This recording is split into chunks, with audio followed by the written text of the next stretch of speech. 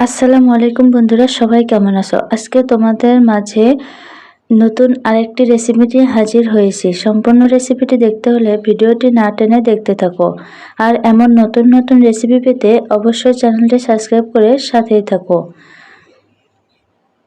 যারা আমার চ্যানেলে নতুন তারা এখনই চ্যানেলটি সাবস্ক্রাইব করে সাথেই থাকো। তো চলো মূল রেসিপিতে যাওয়া যাক।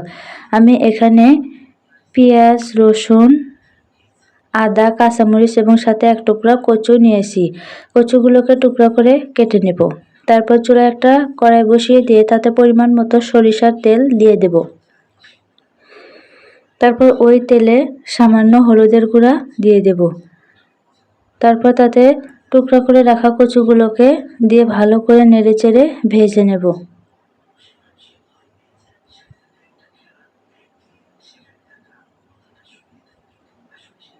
তার সাথে সামান্য লবণ দিয়ে একটু ভেজে নেব যাতে কচুটা তাড়াতাড়ি সেদ্ধ হয়ে যায়।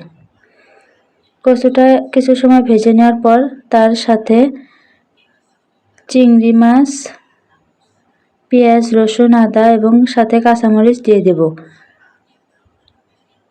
তারপর তাতে একটু নারিকেল কুড়ানো দিয়ে দেব। তারপর সবগুলো উপকরণকে ভালো করে নেড়েচেড়ে চুলা থেকে নামিয়ে পাটায় বেটে নেব। তাহলে আমাদের লোভনীয় ভর্তা রেডি। ভিডিওটি দেখার জন্য ধন্যবাদ।